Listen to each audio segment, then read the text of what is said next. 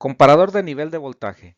Esta es una configuración donde se inyecta un voltaje a la entrada inversora que se llama voltaje de referencia o VRF y nosotros podemos inyectar un voltaje a la entrada no inversora que se llama VI.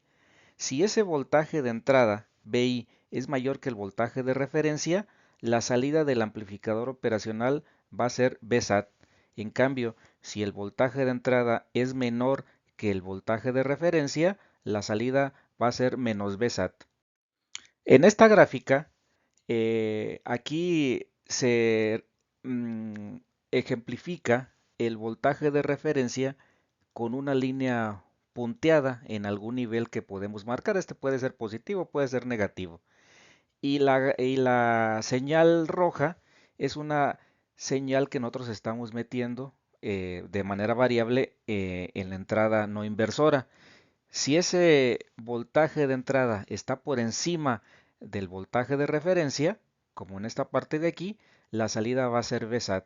Si está por debajo de ese voltaje de referencia, la salida va a ser menos VSAT y así en algunos otros casos.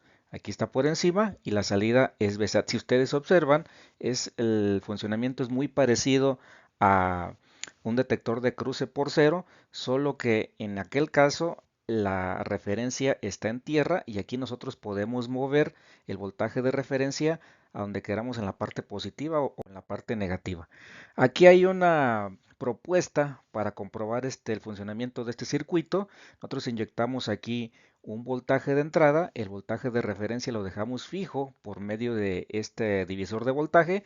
Si este voltaje de entrada está por encima del voltaje de referencia, va a encender este LED, que es el LED verde, y si el voltaje de entrada está por debajo del voltaje de referencia, encenderá este LED, que es el LED rojo.